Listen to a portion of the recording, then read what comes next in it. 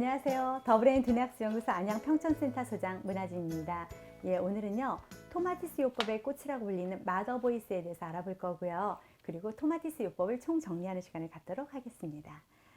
토마티스 요법은요, 골전도와 공기전도, 선행과 지연, 필터링과 게이팅, 그리고 표현성 훈련과 밸런스 훈련, 마더보이스라는 특화된 그런 기술을 사용해서 하는 청지각적 요법 프로그램입니다.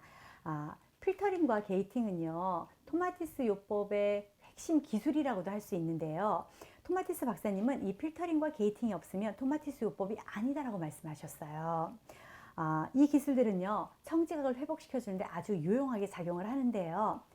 사람은 환경의 동물이잖아요. 그죠? 그래서 소리는 근데 정보를 담고 있어요. 우리가 어떤 소리를 듣느냐, 그거에 따라서 우리의 감정이 변하기도 하는데요. 이 감정은 좋은 감정과 나쁜 감정을 만들어내기도 합니다.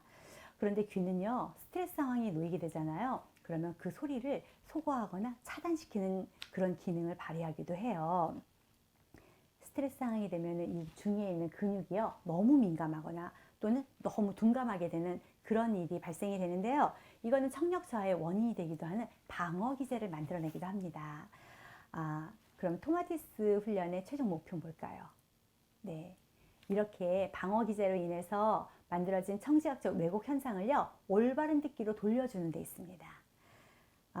토마티스 훈련은요, 골전도와 공기전도, 필터링과 게이팅, 선행과 지연, 표현성 훈련과 밸런스 훈련, 이런 걸 통해서요, 점점 그 청지각적 기능을 회복을 시켜주는 거예요. 그 다음에 마지막에 마더 보이스를 함으로써 그 기능을 완성시켜주는 데 있는데요. 마더 보이스, 용어에서도 대충 어떤 건지 감이 오시죠?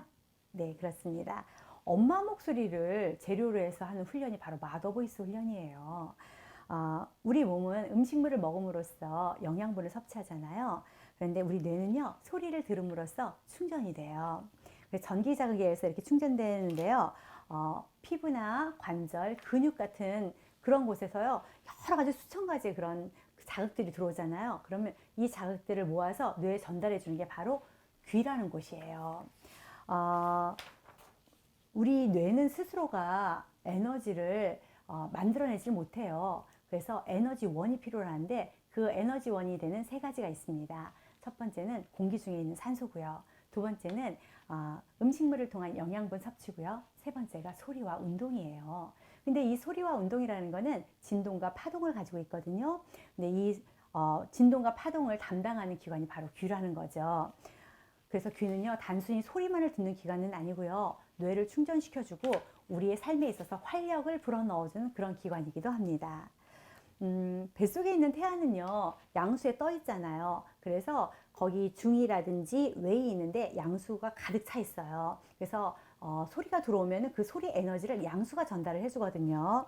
이렇게 양수를 통해서 전달된 소리 에너지는요, 태아에 있는 이속을 망치뼈, 무릎뼈, 등접뼈라는 뼈를 타고 들어가서요, 뇌에서 다시 전기 자극으로 변하고요. 전기 자극으로 변한 이 소리는요, 뇌에 전달이 되거든요. 귀는요, 소리를 통해서 뇌를 자극하고 충전하고 뇌를 발달시키고 정서에도 영향을 끼칩니다. 이렇게 여러 가지 그 정보를 담은 소리는요, 청각신경다발을 통해서요, 대뇌 피질에 각성시키는 역할을 하는데요. 소거가 되거나 차단이 되는 정보도 있어요. 바로 고통과 같은 정보인데요. 이 고통과 같은 정보들은요, 아주 작은 신경 섬유를 통해서 전달이 돼요. 그래서 엄마의 심장박동 소리와 비슷한 북소리는 더욱 증폭이 돼가지고 커져서 대뇌를 활성화시키는 데 비해서 이런 고통과 같은 감각적인 자극은요, 차단되거나 소거되는 일이 있는데요. 뇌는 바로 이런 신체적으로 원치 않는 자극이 들어오면요, 소거하거나 차단하는 그런 일을 스스로 하기 때문에 그렇습니다. 실제 그런 임상에서 보면요, 화상 치료를 하는 데서 이게 보고가 된 게 있거든요. 화상센터에서요, 많은 아이들을 이렇게 치료를 하는 거예요. 근데 화상 치료가 굉장히 끔찍할 정도로 고통스럽다 그러네요. 근데 이런 그 치료를 하는 과정에서요, 아이들의 그런 공포, 아픔 이런 걸 좀 덜어주기 위해서 자궁 속 환경과 비슷한 그런 북소리를 가지고 들려주면서 화상 치료를 했대요. 그랬더니 우리 아이들이 조금 덜 고통스러워 했고요. 심지어는 몇 분 안에 잠이 들면서 화상 치료를 하는 그런 일도 있었다고 보고가 되고 있습니다. 이렇게 바람직한 소리 자극은요, 태아한테 그 정신적인 자양분이 되기도 해요. 그럼 태아의 뇌를 충전시키고 발달시키는 바람직한 그런 소리 자극은 어떤 게 있을까요? 네, 바로 엄마 뱃속에서 들었던 그런 소리인데요. 엄마의 목소리라든지 엄마의 심장 움직이는 소리, 엄마의 숨소리, 그리고 엄마의 내장 움직이는 소리. 우리 아이들은요, 이 뱃속에서 있을 때 이 소리를 들을 때 가장 안정적이었다 그래요. 안정감을 느꼈다고요. 티모시 길모어라는 토마티스 학자가 있어요. 이 학자가 말하기를 태아는요, 뱃속에서 엄마의 목소리를 기다리고 엄마의 목소리가 들어오면 환호하고 기뻐한대요. 그래서 기다리고 기뻐하고 기다리고 기뻐하는 이런 과정을 토마티스 박사님은 자궁 속 대화라고 이야기하셨는데요. 우리 아이들이 최초에 듣기가 시작되는 것도 바로 자궁 속에서의 이 태아 시절이에요. 이 듣기 과정은요, 태어난 후에도 계속이 되는데요. 나중에 발달하는 대화의 기술이나 학습 능력, 그리고 언어 습득 능력, 그리고 사회 적응 능력 같은 건요, 이 초기에 그 자궁 속 대화의 듣기 질과 관련이 있다고 합니다. 그러면 태아는 어떤 방식으로 소리를 들을까요? 엄마 목소리는요, 엄마가 말을 하잖아요. 그러면 이 후두를 울려서요, 척추뼈를 타고 내려가서 척추뼈에서 다시 골반으로 내려가는데요. 이 골반은 바로 이렇게 해서 울림통 역할을 해요. 그래서 굉장히 크게 소리를 증폭시켜주는 그런 역할을 하거든요. 이렇게 크게 증폭된 소리는요, 양수를 통해서 아이의 그 중이에 들어가고요. 중이에서 다시 달팽이관, 달팽이관에서 뇌로 전달이 되는 거예요. 그리고 또 외부의 소리는요, 그 엄마의 배에서 바로 양수로 가는데요. 이때 낮은 음은 소거가 돼요. 그렇기 때문에 높은 음만 들어가기 때문에 엄마의 목소리가 훨씬 더 아이한테는 잘 들어갈 수가 있는 거예요.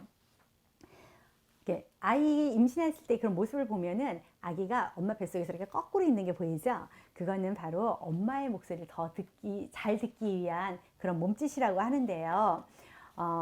태아는요, 아직 엄마의 소리를 뱃속에서 듣기는 하지만 그 소리가 무슨 소리인지를 못 알아들어요. 즉, 언어 해독 능력은 없다라는 거예요. 그러면 어떤 걸 느끼느냐? 엄마 언어에 담긴 감정, 그 메시지가 담고 있는 그 감정을 이해한다는 거죠. 그래서 엄마와 아이는요, 감정 공동체예요. 엄마의 목소리에 만약에 따뜻함이나 사랑, 희망, 그리고 성취 이런 욕구가 들어있는 메시지가 담겨 있으면요, 우리 아이는요, 엄마의 목소리에 더 귀를 기울이고 싶어하는 그런 듣고자 하는 욕망이 생겨나고요. 엄마의 목소리가 불안함이나 분노 또는 두려움 이런 게 있잖아요. 그런 부정적인 감정이 섞이게 되면요, 태아는 그 즉시 듣고자 하는 욕망이 꺾이게 된다네요. 그래서 태교가 중요합니다. 엄마가 직접 들려주는 양질의 소리는요, 태아의 발육을 돕고요, 태아의 정서에도 굉장히 중요한 영향을 끼치는데요. 바로 이때 얘기하는 엄마의 소리 언어가 모국어라는 거예요.